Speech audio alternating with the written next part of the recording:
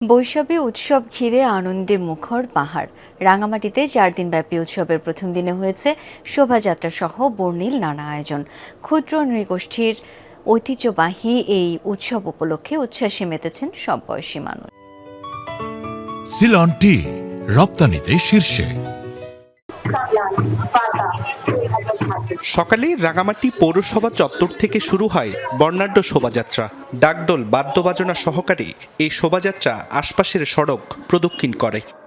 আদিবাসী হিসেবে রাঙামাটি সহ পার্বত্য অঞ্চলের সুখ সমৃদ্ধি শান্তি চাই আমরা। পাহাড়ি বাঙালি সব মিলেমিশে করে আমি ভালো থাকতে চাই। বিজু চাংরা বসু বিজু সংগ্রাম চাংলাম পাতা 2026 সফল হোক। মানে এটা আমাদের একটা কি বলবো মানে ঐতিহ্য। এর মধ্য দিয়ে রাঙামাটিতে শুরু হলো ক্ষুদ্র নৃগোষ্ঠীর 4 দিনব্যাপী বৈশাখী উৎসব। এবারে স্লোগান হলো জাতীয় অস্তিত্ব সংরক্ষণ এবং অপসংস্কৃতি প্রতিরোধে স্লোগান নিয়ে আমাদের এই প্রয়াস। একটা সুন্দর জাতি হিসাবে পার্বত্য বাংলাদেশ গড়ে উঠতে পারে, এটা আমাদের প্রত্যাশা। বৈশু, বিজু, সাংগ্রাই, বিশু, চাংক্রান, চাংলান, পাতা ও বিহু উপলক্ষে নানা আয়োজনে মুখর পাহাড়।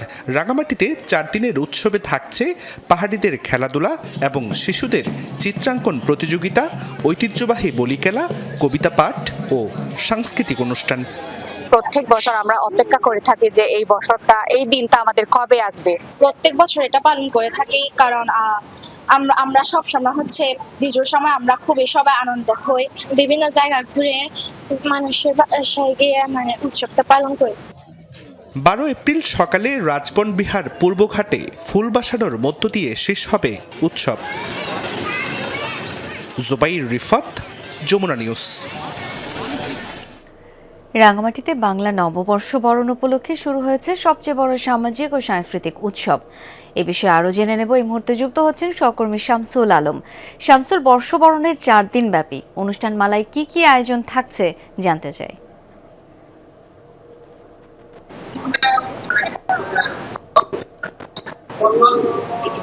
অনুষ্ঠানমালার আয়োজন করা হয়েছে, তার একটি উদ্বোধনী অনুষ্ঠান হয়ে গেল সকালবেলায়।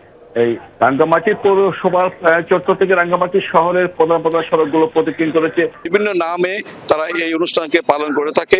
এটা শহরের পাশাপাশি তারা বিভিন্ন গ্রামগুলোতে বিশেষ করে উপজেলা ভিত্তিক এবং ইউনিয়ন ভিত্তিক এই অনুষ্ঠানগুলো তারা করে থাকে।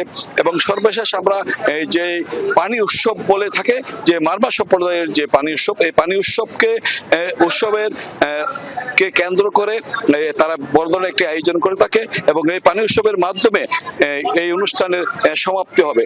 যদিও বা এই অনুষ্ঠানের আনুষ্ঠানিকতা এই পানি উৎসবকে দিয়ে সমাপ্তি হলেও পুরো মাস ব্যাপী বিভিন্ন এলাকাতে বিভিন্নভাবে তারা এই অনুষ্ঠানটাকে তারা উৎসব পালন করে থাকেন তারা। অনেক ধন্যবাদ শামসুল আপনাকে।